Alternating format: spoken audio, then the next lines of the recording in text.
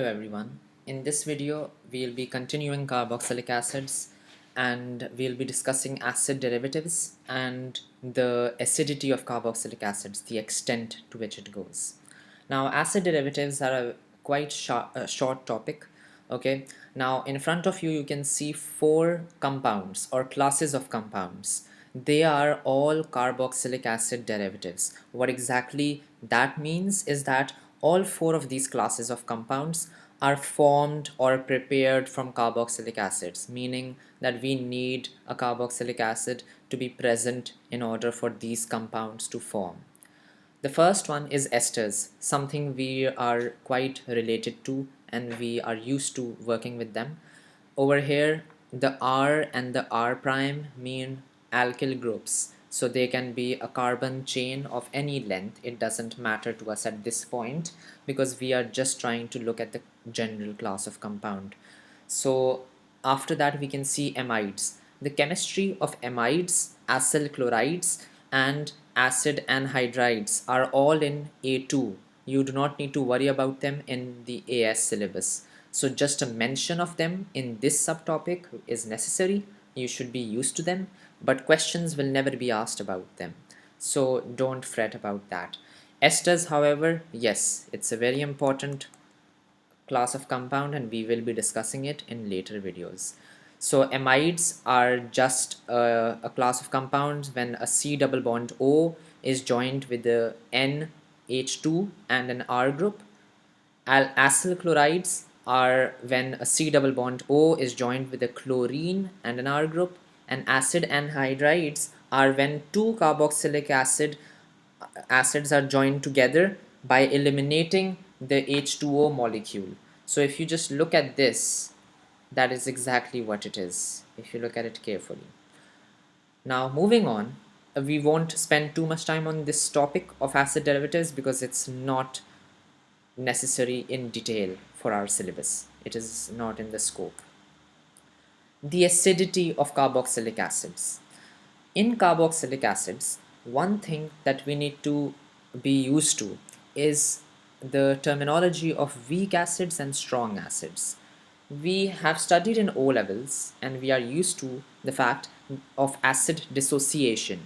Weak acids dissociate into their anion and cations respectively. So we can look at this ethanoic acid molecule and that is dissociating into the ethanoate ion and the H plus positive ion, right? So generally we can say that a carboxylic acid would dissociate into a carboxylate ion. That is a new terminology.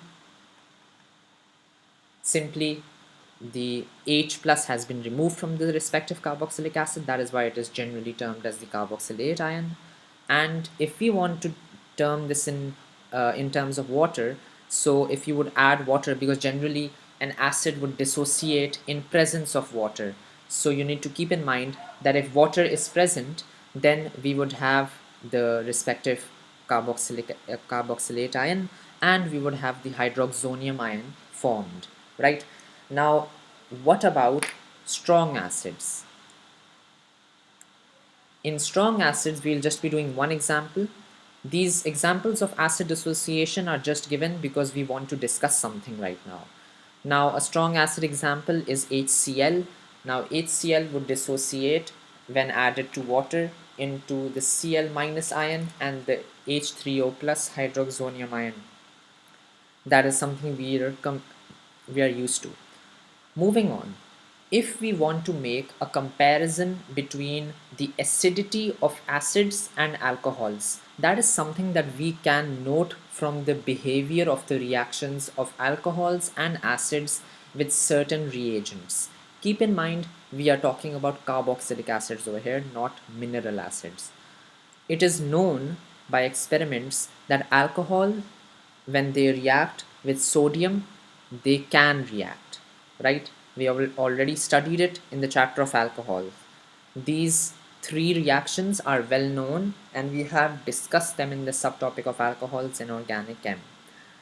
Alcohols do not react with sodium hydroxide or any alkali for that matter, and they do not react with sodium carbonate or any metallic carbonates for that matter. As we know from O levels, carboxylic acids react with all three of these reactants, because we very well know the three reagents that used to be done in acids and bases chapter in O levels. Now from this we can clearly see that Na, NaOH and NaCO3, two of these reactants, which are the last two reactants, NaOH and NaCO3, in their respective reactions, they are basically bases. They are acting like bases. We can clearly see that alcohols do not react with any of them, but carboxylic acids react with both of them. So generally, we can come to the conclusion that carboxylic acids are stronger acids than alcohols. This is the only in-depth knowledge that you need to know for the AS level. There is quite an explanation behind this relating to resonance hybrids and much more knowledge than that, but that is not related to the AS syllabus. It is concerned with the A2 syllabus. So for now, this is all that you need to know for our course. And that is it for this video. Thank you.